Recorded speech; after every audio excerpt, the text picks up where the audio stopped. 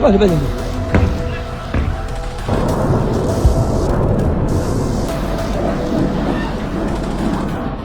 পর এক শক্তিশালী মিসাইল হামলা করে যুক্তরাষ্ট্র ও ইসরায়েলের রাতের ঘুম হারাম করে দিচ্ছে ইরান। প্রতিটি রাতেই ইরানের বিপ্লবী গার্ড বাহিনী ইসরায়েলে মিসাইল হামলা চালাচ্ছে। এবার একসাথে আরব আমিরাত, কুয়েত এবং বাহরাইন এই 3 দেশের মার্কিন ঘাঁটিতে হামলা চালিয়েছে ইরান। আর এই হামলার পর দিশেহারা হয়ে পড়েছে মার্কিন সৈন্যরা।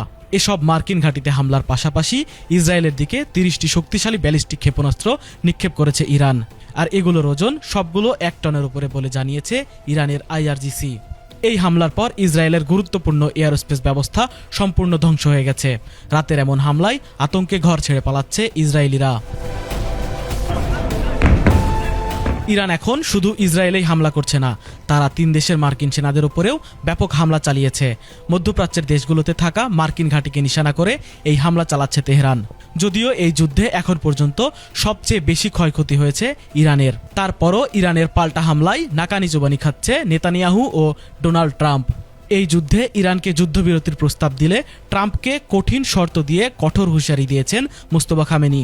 আর এরপর থেকেই শক্তিশালী মিসাইল ছুড়ে ইসরায়েল ও মার্কিন সেনাদের রাতের ঘুম হারাম করে দিচ্ছে ইরানের বিপ্লবী বাহিনী।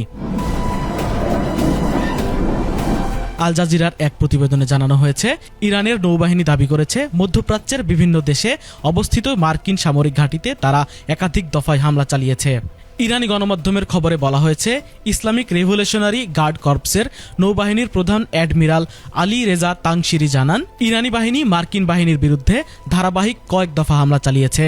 এই হামলার ফলে যুক্তরাষ্ট্রের প্যাট্রিয়ট রাডার ব্যবস্থা, যুদ্ধবিমান এবং বিমানের জ্বালানি মজুত রাখার ট্যাঙ্ক ধ্বংসস্তূপে পরিণত হয়েছে বলে জানা গেছে। এদিকে ইরানের সাথে ট্রাম্প যখন কোনোভাবে পেরে উঠছে না, ঠিক সেই মুহূর্তে যুদ্ধে অংশ নিতে 2500 মার্কিন স্থলসেনা পাঠাচ্ছে যুক্তরাষ্ট্র।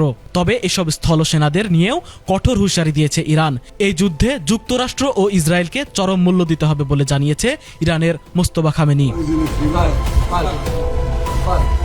তারিকুল ইসলাম, ATN বাংলা, ঢাকা।